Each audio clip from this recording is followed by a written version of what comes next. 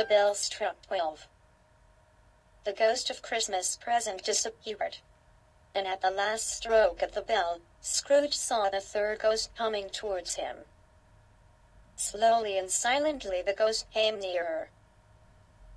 It was very tall and wore a deep black piece of clothing, which covered its whole body and left nothing of it visible, but one outstretched hand. "Are you the ghost of Christmas yet to come?" asked Scrooge. "I fear you more than any other spirit."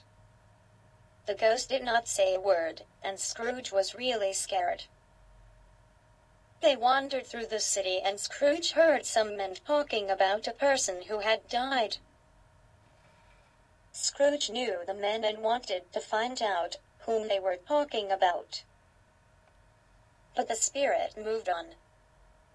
They next stopped in an area where thieves and liars lived. They had stolen things with them and made fun of the person who once owned those things. "Ha ha!" laughed a woman. "He frightened everybody away from him when he was alive, to profit us when he was dead." Ha ha ha. After that, the ghost led Scrooge through streets that were familiar to him. And as they went along, Scrooge looked here and there to find himself, but nowhere was he to be seen. They entered poor Bob Cratchit's house and found the mother and the children by the fire. Quiet. Very quiet. The noisy little Cratchits were as still as statues. When Bob Cratchit came in, the children hurried to greet him. Then the two young Cratchits got upon his knees and laid their little cheeks against his face as if to say, "Don't mind it, Father. Don't be sad." "You went there today?" said his wife. "Yes, my dear," returned Bob. "I wish you could have gone. It would have done you good to see how green the place is. But you will see it often. I promised him that we would walk there every Sunday." "My little child," cried Bob. "My little child."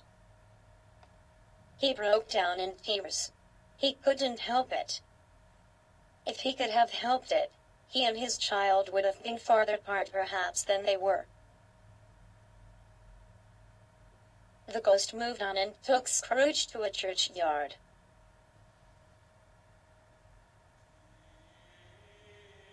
The spirit stood among the graves and pointed down to one.